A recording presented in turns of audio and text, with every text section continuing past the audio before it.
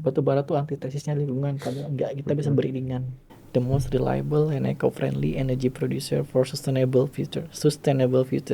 Jadi kita tuh sangat reliable. Customer minta A, kita kasih A dengan waktu yang sesuai dengan kita janjikan. Sebenarnya bukan mobil listriknya.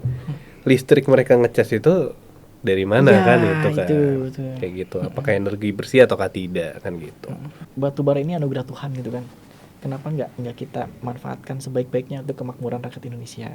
Bagaimana kita melakukan istilahnya good mining practice gitu, Hmm. dari sejak nambangnya sampai batu bara ini diolah gitu kan.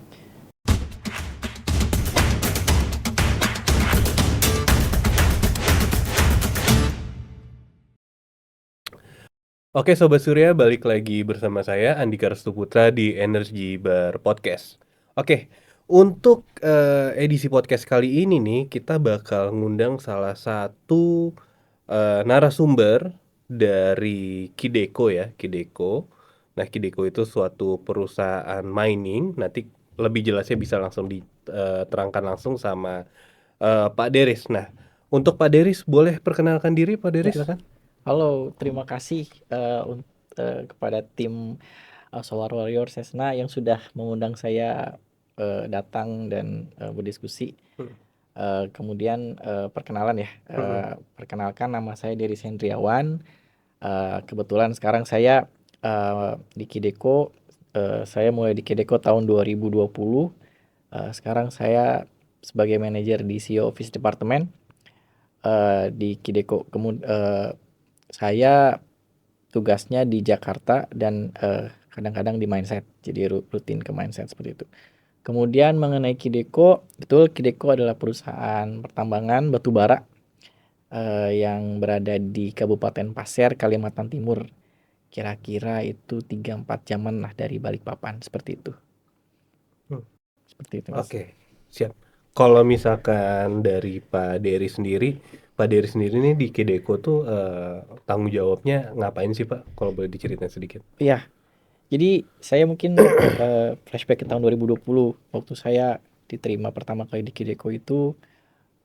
Kebetulan itu era pandemi tuh, saya masuk Kideko tuh era pandemi di bulan September, dan waktu itu posisinya saya di-hire untuk PA, personal assistant CEO. Nah, jadi memang waktu itu saya tugasnya tuh support atasan saya CEO untuk untuk membantu beliau dalam berbagai project gitu ya. Nah, cuman ternyata pada saat keberjalanannya fungsi ini tuh berevolusi, Mas. Hmm. Jadinya tuh PA gitu ya.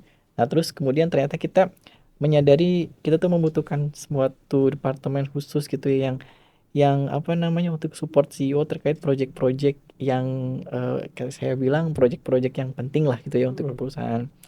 Dan akhirnya pada saat 2022 itu tercetuslah CEO Office itu kan, mengadopsi dari Indika, juga di Indika ada CEO Office-nya tuh. Iya. Nah, kebetulan waktu itu ada people yang come and go tuh di CEO Office. Waktu itu Hmm. ada Mas Doni itu ya yang Hmm. bantu saya gitu kan. Mas Doni cuma sekarang lagi waktu itu nggak nerusin di Kideko karena lanjut S3 di UK. Hmm. Nah, kemudian setelah itu kosong tuh. Hmm. Nah, akhirnya 2023 saya dapat tim tuh namanya Mas Yoga buat bantu saya tim si Office. Kerjaannya memang full support untuk atasan saya gitu Pak, Hmm. CEO-nya.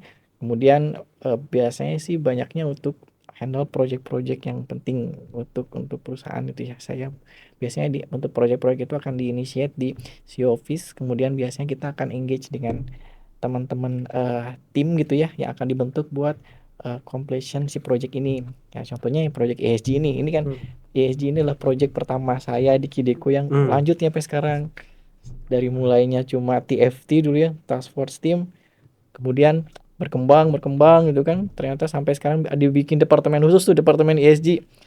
Sampai ada tim manajernya khusus, terus ada juga timnya. Tapi saya tetap support gitu ya di tim ESG karena ESG ini apa ya, super super penting ya untuk Kideko dan terutama untuk Indika gitu ya. Termasuk Oke. turunan-turunan dari ESG yang kayak inisiatif-inisiatifnya gitu kan. Terus tuh proyek-proyek yang di bawah ESG-nya lagi gitu kan. Jadi kayak banyak banget tuh, Hmm. Hmm. menarik. Hmm. Dan saya juga belajar terus sih karena pertama kali pegang ESG juga saya dari nol gitu, nggak tahu apa-apa. Hmm. Seperti itu, Mas. Oh, emang berarti ESG itu emang dari istilahnya project awal yang Mas Dery sempat pegang ya, Sempat kayak pegang. gitu. Oke. Terus berarti sampai sekarang kan tadi Mas Dery sempat bilang bahwa untuk ESG ini masih berkelanjutan nih sampai sekarang. Iya, betul Nah, betul. berarti potensialnya sangat besar dong Mas untuk ESG ini. Benar, benar betul sekali. Dan dari 2020 itu saya dari bulan Desember kalau nggak salah itu tuh ada beberapa proyek ESG, kemudian ada dua proyek yang lain. Nah, dua proyek yang lainnya tuh selesai. Jadi udah completion selesai, Hmm. ada apa namanya closure gitu ya. Hmm. Cuman ESG itu ternyata berkelanjutan nih dari mulai TFT 1, TFT 2 sampai sekarang ada departemen gitu ya. Hmm. Karena emang tugasnya tuh jadi apa ya namanya? Develop gitu, berevolusi gitu ya. Yang tugasnya tuh hanya sekedar reporting, ngumpulin data segala macam. Tapi sekarang tuh kita sampai sampai ke sisi of marketing karena Hmm. ternyata buyer-buyer Kideko tuh sudah mulai aware gitu ya mengenai isu-isu sustainability, Hmm. sehingga ada beberapa buyer gitu yang meminta kepada kita buat boleh nggak disampaikan itu kan emisinya gimana, emisi kami berapa, sampai kayak ke Hmm. sana Mas, ternyata sampai berevolusi sampai ke sana gitu. Hmm. Hmm. Gitu sih. Ini agak menarik ya kalau kita ngomong dari sisi buyer ya. Ya, Nah, eh, karena mayoritas orang tuh nggak tahu kalau misalkan ternyata buyer batu bara mm-mm, atau semacam mining lah apapun itu gitu, mereka concern sama ESG. Nah, mm-mm, kita pengen tahu deh dari pengalamannya Mas Deris nih untuk buyer yang concern ke arah mm. ESG itu bisa berapa persen sih Ya, kira-kira? baik. Sementara gitu yang concern ini dalam arti mereka menghubungi kita untuk apa namanya mencari tahu gitu ya atau Nih. melihat compliance kita gitu ya. Ada beberapa buyer yang dari luar itu yang Hmm. meminta kita untuk mengisi semacam kuesioner. Itu yang paling simpel ya, Hmm. kuesioner terkait ESG. Cuman ada juga yang terbaru gitu ya, yang domestik gitu ya, yang domestik buyer yang meminta kita untuk sampai menghitung emisinya gitu, emisi dari Hmm. sisi berapa sih emisi yang dikeluarkan untuk Kideko yang dikeluarkan oleh Kideko untuk memproduksi produk batubara yang dijual ke kami gitu kan. Hmm. Sampai kita hitungkan juga berapa potensial emisi yang kemungkinan buyer ini dapatkan karena mereka burn coal gitu ya. Hmm. Kemudian mungkin dari sana tuh tim ESG juga menginisiasi untuk ngobrol gitu kan, gimana kita merancang suatu program bersama untuk mereduce gitu kan potensial Hmm. emisi ini gitu kan. Seperti itu sih Mas. Terbaru sih baru kemarin kita kontak dengan timnya. Kita juga sering sering melakukan site visit ke pembangkitnya langsung, Oke. ke dua pembangkitnya kita apa namanya melakukan kunjungan gitu kan. Hmm. Terus tuh melihat inisiatif-inisiatif mereka dalam bidang ESG dan apa namanya melihat potensi ada kerjasama untuk program seperti itu Mas. Oke, oke, siap. Nah, kalau boleh tahu nih yang membedakan kira-kira nih antara kita ngomong perusahaan batu bara tuh banyak banget ya. Ya. Nah, yang membedakan Kideko kalau menurut Mas Dery sama perusahaan batu bara lainnya tuh apa sih? Baik, saya nggak akan sebut nama ya, cuman saya akan fokus Hmm. ke Kidekonya aja. Ya. Nah, Kideko itu kita punya visi misi baru nih Hmm. 2021 2022 around that time gitu ya. Nah, di visinya tuh kan kita the most reliable and eco-friendly energy producer for sustainable future. Hmm. Nah, Oke. itu dari lahirnya ESG 2020 ada visi baru yang sustainable, kemudian diturunkan dengan misi-misinya yang green green dan green gitu ya. Dan ini diamini juga dengan kan kita di Indika, kan kita induknya tuh Indika gitu ya. Jadi Hmm. segala Iya. macam performance ESG kita tuh kita laporkan ke Indika. Terus Indika tuh kan kita di rating terus tuh ya. Iya. Dan ratingnya tuh ada beberapa gitu. Cuman yang saya ingat tuh ada MSCI dan Sustainalytics. Hmm. Nah, biasanya tuh yang perusahaan yang bergerak di bidang-bidang mining kayak gini tuh agak susah nih dapat peringkat bagus gitu ya untuk Hmm. ESG. Tapi kalau saya lihat ratingnya Indika tuh membaik. Oh, Sekarang udah baik ya. triple B gitu ya, triple B dan ini sudah sangat baik gitu ya Hmm. triple B dan Hmm. kita pun akan terus support untuk bisa improve dan terutama kan perusahaan-perusahaan terbuka kayak Indika tuh kan agak berkepentingan gitu terkait ini karena kan investor related gitu ya Hmm. Mas. Hmm. Benar. Mungkin itu sih dan terakhir terakhir itu saya baru dapat laporan dari Indika juga tim Hmm. sustainability Hmm. Indika mengenai apa namanya disclosure terkait emisi fugitif. Hmm. Oke. Jadi emisi fugitif itu adalah emisi dari bagian apa rantai bisnis proses di lingkup perusahaan yang rata-rata perusahaan di tambang di Indonesia tuh nggak melaporkan. Cuman Oke. Kideko tuh termasuk salah satu perusahaan yang komplain dan melaporkan, termasuk kita memitigasi Hmm. emisi ini. Hmm. Jadi dari sisi pelaporan, dari sisi disclosure laporan kita sudah sangat comply.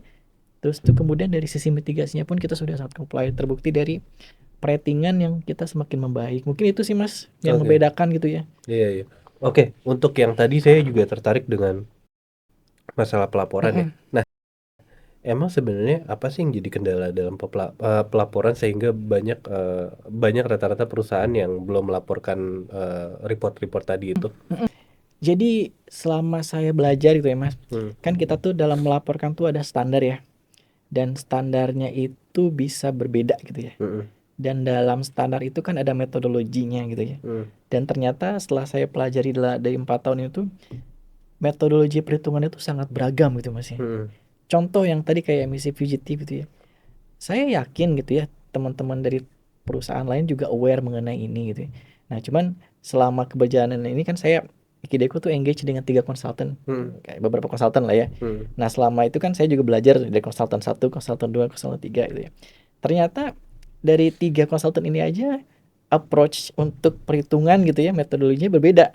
Oke. Ya. Berbeda. Sampai akhirnya Departemen ESG dibentuk, ada Bu Linda namanya. Halo Bu Linda. Hmm. Nah, Bu Linda, beliau kan sudah sangat expert di bidang sustainability gitu Hmm. ya. Saya belajar banyak dari beliau dan beliau tuh memberikan insight A, B, C-nya gitu kan. Dan ternyata memang contoh contoh kecilnya lagi nih Mas. Emisi perusahaan atau emisi yang dihasilkan akibat eh, bisnis proses dalam Kideko, maksudnya tuh emisi yang dihasilkan Kideko untuk memproduksi batu bara misalkan ya. Iya.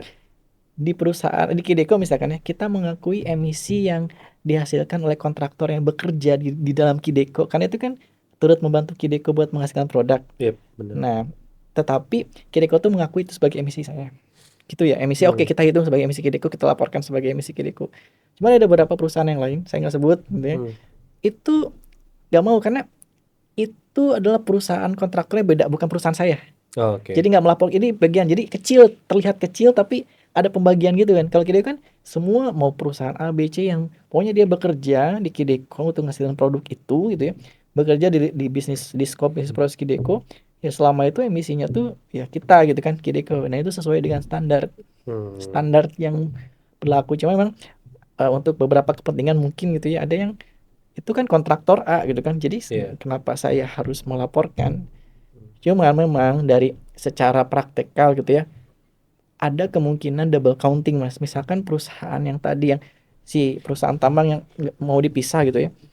Secara pelaporan itu lebih lebih apa ya namanya? Lebih enak karena tidak mungkin ada double counting. Nah, masalahnya untuk yang secara standar kita comply melaporkan. Cuman andai Hmm. kata perusahaan tambang perusahaan kontraktor yang bekerja di Kideko-nya itulah perusahaan yang juga concern ke ESG, dia Hmm. melaporkan juga, itu akan jadi dua dua dua pelaporan dan dua double counting. Mungkin itu sih plus minusnya Mas. Oke. Ya. Ya gitu sih. Tapi emang kalau untuk double counting itu harusnya kan pendataan semua sumbernya kan input datanya Mm-mm. emang nggak sama gitu sampai bisa double counting gitu. Sebenarnya sama Mas, standar mungkin sama.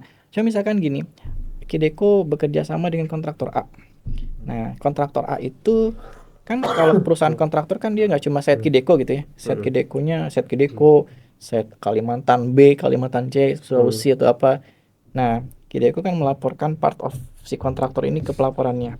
Nah, cuma si kontraktor ini kan berkewajiban buat melapor ke holdingnya juga. Iya. Nah, holdingnya itu ngelapor juga ke publik.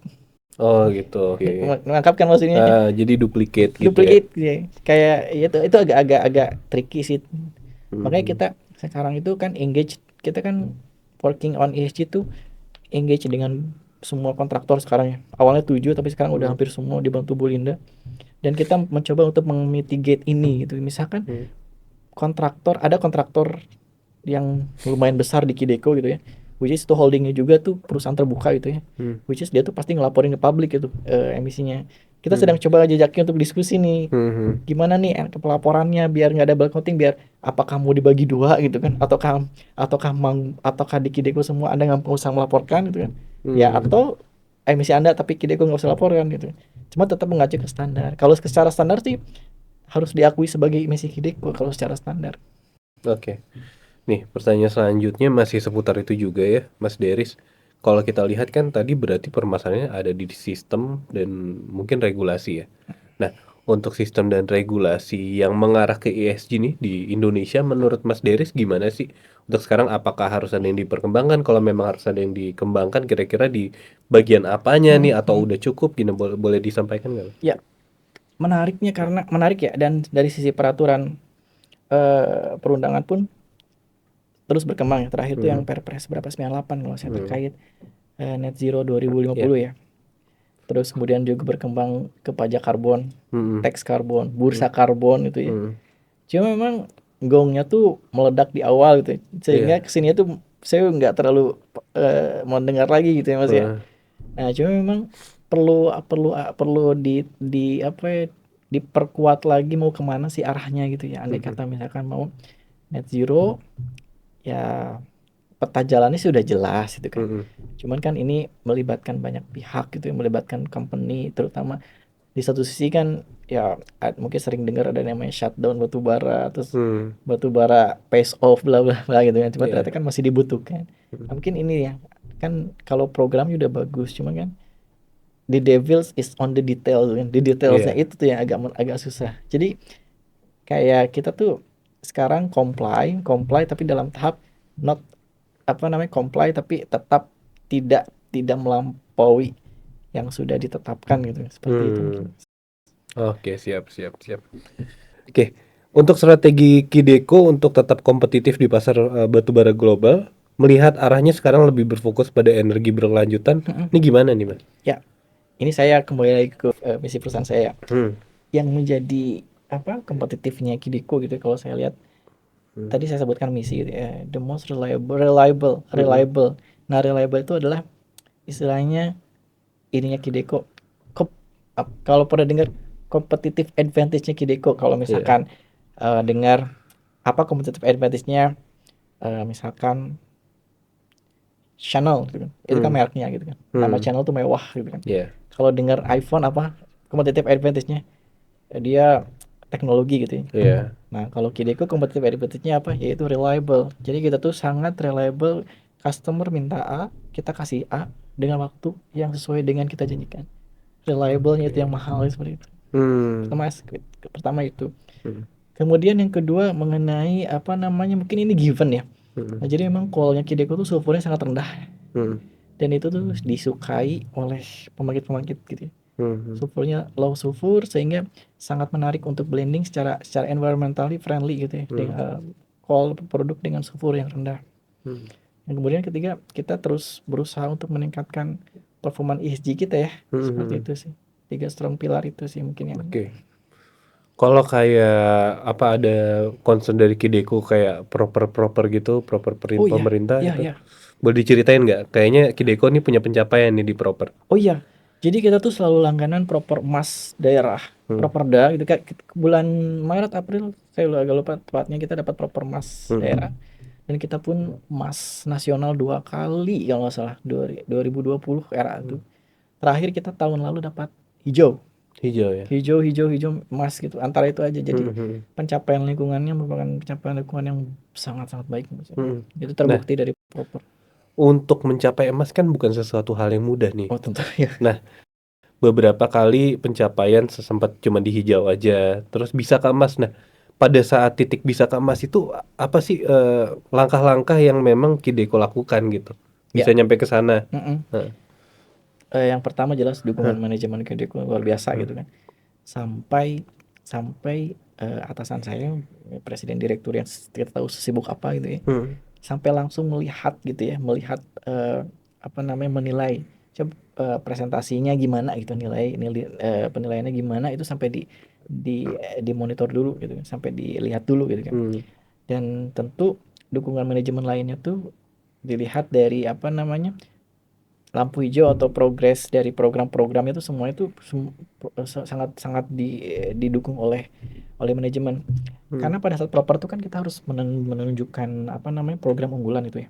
Nah, untuk bisa mendapatkan program unggulan tiap tahun yang baru itu kan agak susah.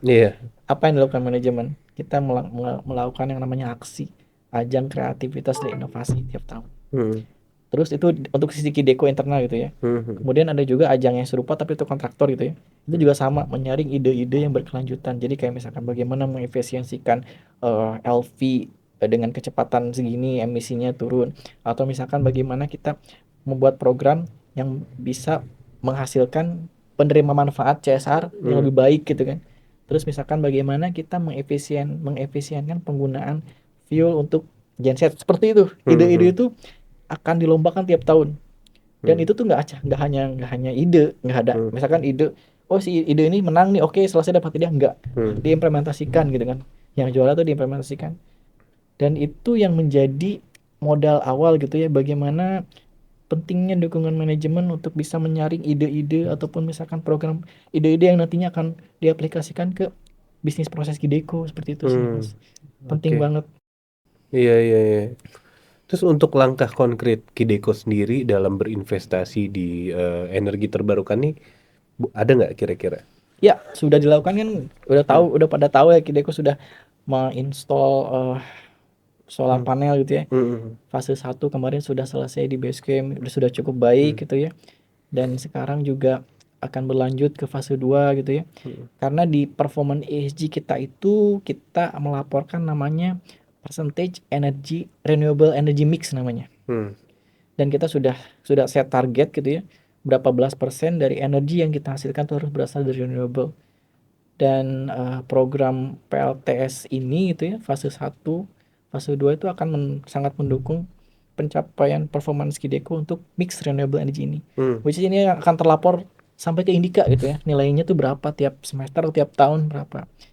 Dan apa namanya? Dan angka ini tuh sudah di tanda tangan darah gitu kalau bos saya bilang tuh, dan harus tercapai seperti itu kan, mix renewable energy. Termasuk program-program lain yang kayak B30, B35, kemudian ada juga penggunaan PLT apa namanya? Selain PLTS juga beberapa mitra juga menggunakan apa sih namanya? PLTS juga, cuman kecil-kecil aja, itu termasuk juga program-program yang kita hitung sebagai mix renewable energy. Oke. Semangatnya di sana. Nah, kalau untuk dari PLTS tadi kan dipasang ya PLTS ya. Itu majority penggunaan listriknya lebih ke untuk apa sih dari PLTS itu? Nah, jadi sebelum ada PLTS itu 100% kebutuhan ini, fase 1 kan dipasang di base camp ya. Nah, base camp itu adalah tempat tinggalnya teman-teman Kideco yang kebetulan kerja di Manset. Mungkin ada hampir 100 kepala keluarga kali ya. Di sana tuh kan lumayan luas. Yang sebelumnya itu energinya itu disupport oleh genset 100%. Cuman karena kita udah punya PLTS nih 409 kilowatt peak, 409 kilowatt peak, yang setahunnya tuh bisa berapa puluh ribu megawatt hour gitu, saya lupa. Itu bisa membaurkan energinya yang 100% genset, sekarang udah mulai 30% renewable, 70% genset gitu kan. Nah, itu sangat membantu untuk menurunkan konsumsi fuel. Saya lupa angka detailnya, cuman itu menurunkan fuel usage, akhirnya menurunkan emisi kan. Seperti itu. Oke, berarti kalau misalkan ini pertanyaan aja ya, kalau misalkan genset gitu ya, apakah itu bukan salah satu, apalagi taruhnya di dekat mes kan, apakah mereka nggak terganggu dengan suara genset pada saat mereka pasti mau istirahat kan? Nah, dengan adanya PLTS ini membantu atau enggak sih sebenarnya kalau untuk kayak polusi suara dari genset itu sendiri? Apakah genset cuma dioperasionalkan pas siang doang, atau malam ternyata udah di offin karena kita udah punya PLTS disimpan di baterainya, atau gimana gitu? Yes, kebetulan untuk apa namanya, landscape fasilitas basecamp sebenarnya ada bagian yang di basecamp itu untuk ruangan genset itu agak jauh sebenarnya. Jadi untuk suara sih nggak terlalu, karena saya lumayan lama tuh tinggal di basecamp. Itu lumayan tidak mengganggu. Cuma memang fungsinya itu adalah pada saat kan, karena VLTS itu kan berfungsinya kebanyakan tuh di siang hari sebenarnya. Jadi pada saat PLTS-nya run out energi gitu ya, genset masuk gitu kan, seperti itu. Cuma untuk suara sih memang before and after-nya sih tidak terlalu jauh bedanya gitu ya. Seperti itu. Oke.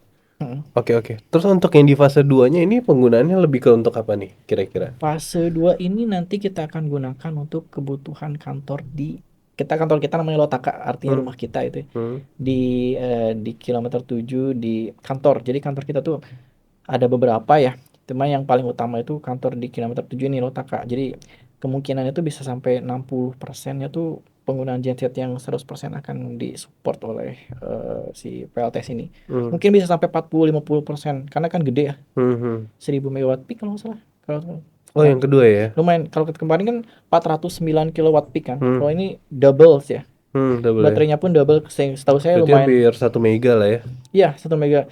Kita lihat nanti efektifnya dia ngasilin produksi listriknya berapa megawatt hour Hmm. setahun gitu ya.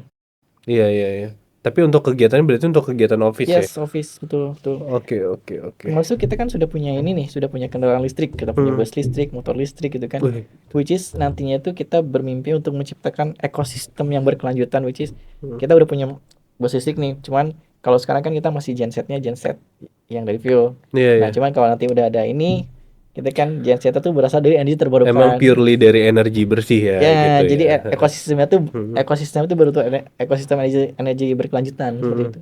Itu sih. Karena sebenarnya tren-tren itu juga yang jadi concern-concern kita ya sebenarnya sekarang tuh kayak banyak loh mobil-mobil listrik gitu bermunculan di kota gitu ya. Tapi yang mereka harus pertanyakan sebenarnya bukan mobil listriknya. Listrik mereka ngecas itu dari mana Ya, kan itu kan. itu. Kayak gitu. Apakah energi bersih ataukah tidak kan gitu.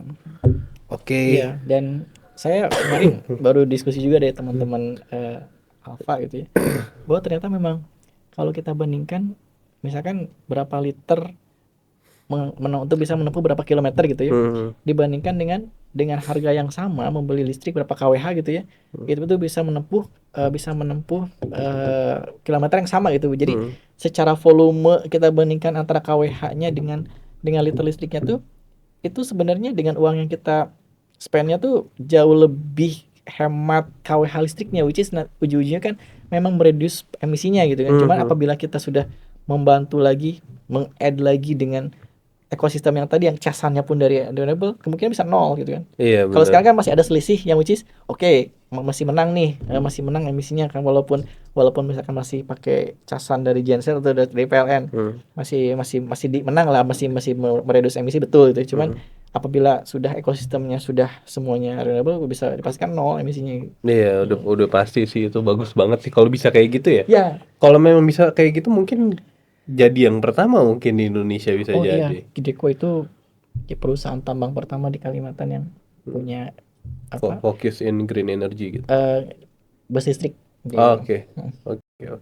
Mudah-mudahan kedepannya lebih cepat lagi ya terintegrasi semuanya gitu. Iya. Nah, kira-kira pada saat pengimplementasian dari program-program ini kayak misalkan pemesanan PLTS atau energi bersih lainnya, terus penggunaan bus listrik, kendala-kendala apa aja sih yang pernah dialamin untuk merealisasikan itu gitu? Ya, ini biasanya yang namanya pembaruan itu kan merubah kita dari zona nyaman gitu ya. Nah, biasanya tuh yang susah itu adalah pada saat pertama implementasi sama periode awal implementasi. Itu yang agak susah karena kita keluar dari kebiasaan kita gitu ya. Kayak misalkan pada saat awal PLTS itu kan kita agak susah, agak lumayan challengingnya itu pada saat transfer knowledge itu kan, gimana ngelola ini, terus gimana apabila ada trouble, terus gimana nge-pairingnya dengan genset, gimana nge-pairingnya dengan apa namanya, dengan sistem yang sudah ada. Itu sih mungkin ya. Mungkin itu ya adaptasinya ya di awal itu yang agak lumayan berat gitu ya. Sama seperti memperkenalkan konsep ESG waktu itu tahun 2021 itu kan. Kita adakan namanya ESG Day yang itu diinisiasi oleh Presiden Direktur Gideko gitu ya.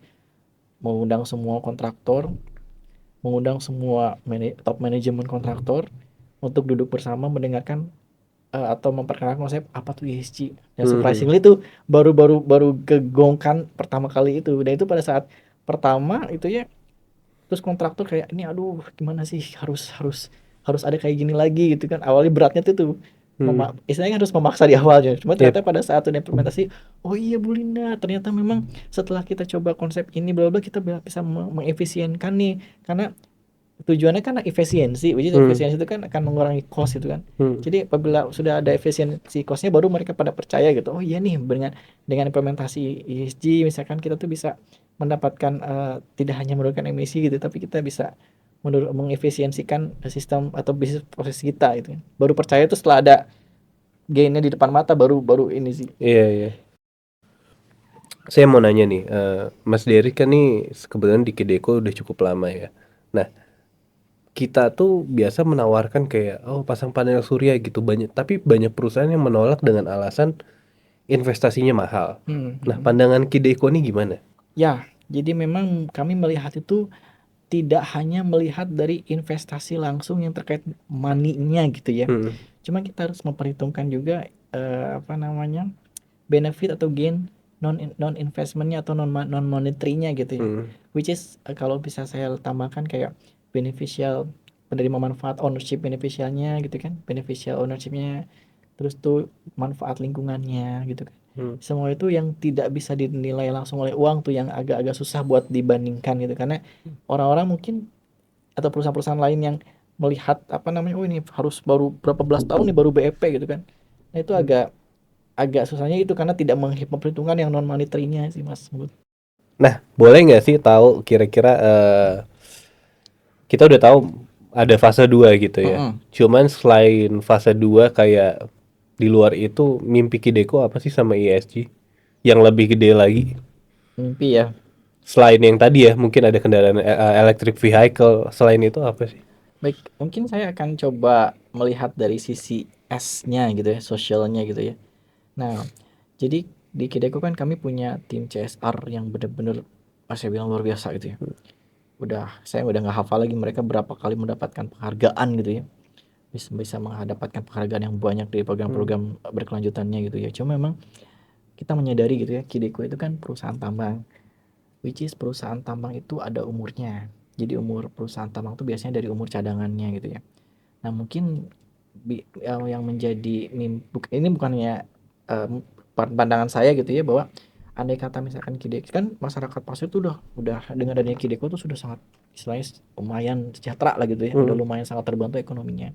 Cuma memang kita tuh di Kideko tuh sedang mempersiapkan kayak program-program pasca tambangnya, which is dengan nantinya di masa depan Kideko sudah selesai gitu ya, masyarakatnya tuh masih tetap akan berkelanjutan secara ekonomi gitu ya, bisa Hmm. bisa melanjutkan ya ekonomi sirkulernya di daerah Pasir, terutama beberapa kecamatan gitu ya di Kalimantan Timur yang ada Kidekonya itu bisa mandiri apabila nanti Kideko selesai beroperasi. Hmm. Mungkin itu sih lebih ke apa namanya, sustainability people-nya nanti di daerah sana gitu, karena Pasir itu ya luar biasa sekarang tuh karena Kideko gitu kan sekarang. Hmm. Hmm. Mudah-mudahan nanti itu bisa lebih Bisa inilah pada lebih saat maju lagi. bisa maju lagi setelah Kideko selesai, karena kan namanya perusahaan tambang tuh kan ya kita realistis lah gitu kan, Iya. umurnya berapa puluh tahun gitu kan, ada batasnya seperti itu Hmm. Mas. Berarti menarik ya, maksudnya memang concernnya juga ada ke masyarakat sekitar ya. Yes, Itu betul itu betul. itu menurut saya hal yang pandangan yang beda ya, karena maksudnya banyak yang tidak memandang seperti itu Oh gitu. Fokusnya udah di ini aja sih, nggak usah sebut merek ya, kita cuman ini iya aja ya. betul betul In reality kan seperti itu gitu. betul. Tapi ya mudah-mudahan itu terrealisasi ya. Karena Oke. Kideko, saya izin nambahkan dikit, konsep yang Kideko sedang Hmm. sedang kita gali itu kan 3P namanya. Hmm. Profit nomor satu, Hmm. people, planet. Hmm. Oke. Ya, Iya. profit ya, semua perusahaan jelas lah itu Iya, profit kalau gitu ya. nggak profit nggak jalan Nggak jalan, dong, nggak ya bisa kan semua. gitu. Cuman kita tambahkan dua nih, Ya. people dan planet. Itu Hmm. seperti itu. Ya, Kideko. Cakep, cakep mas, cakep. Oke, nah kalau dari Mas Deris sendiri melihat proyeksi industri batubara ke depannya kayak gimana nih? Baik. Hmm. Batubara tuh dibenci tapi dicinta gitu ya. Hmm. Ya kalau kita lihat Mas ya, Hmm. kalau ini saya mengutip ini Hmm. sebuah saya gitu ya. Kideko nggak supply batu bara ke mana, ke pembangkit Pulau Jawa gelap Pak. Hmm. Diakui atau enggak, faktanya itu pembangkit listrik kita berapa puluh persen sih masih tergantung dari batu bara. Hmm. Dan kita harus, ini saya mengutip lagi dari salah satu guru saya Bu Linda gitu ya, bahwa eh, batu bara ini anugerah Tuhan gitu kan. Kenapa nggak kita manfaatkan sebaik-baiknya untuk kemakmuran rakyat Indonesia. Nah, mungkin tugas kita nih untuk berpikir bagaimana mengolahnya tapi tidak terlalu mencemari lingkungan, atau bagaimana kita melakukan misalnya good mining practice gitu. Hmm. Dari sejak nambangnya sampai batu bara ini diolah gitu kan. Dan ini juga apa namanya good good eh, good strategi juga dari pemerintah. Itu pemerintah kan sekarang mungkin pernah dengar namanya hilirisasi gitu ya, Yap. hilirisasi gitu ya. Dan pemerintah punya roadmap gitu ya, gimana bisa menglong lastingkan gitu ya sumber daya batu bara ini tidak hanya untuk industri batu bara industri pembangkit listrik gitu ya. Hmm. Jadi sudah mulai tuh ada roadmapnya batu bara buat jadi apa dan ternyata saya baru sadar oh ya juga bisa dikembangin ke sana kemari gitu kan. Hmm. Mungkin itu potensi di masa depannya itu gitu loh. Ya banyak yang bisa dieksplor ya. Betul, karena ini anugerah Tuhan gitu ya. Hmm. Dan Indonesia tuh salah satu yang negara dengan resource dan sumber daya dan cadangan yang besar di batu bara. Ya, Hmm. mari kita manfaatkan dengan bertanggung jawab gitu. Hmm.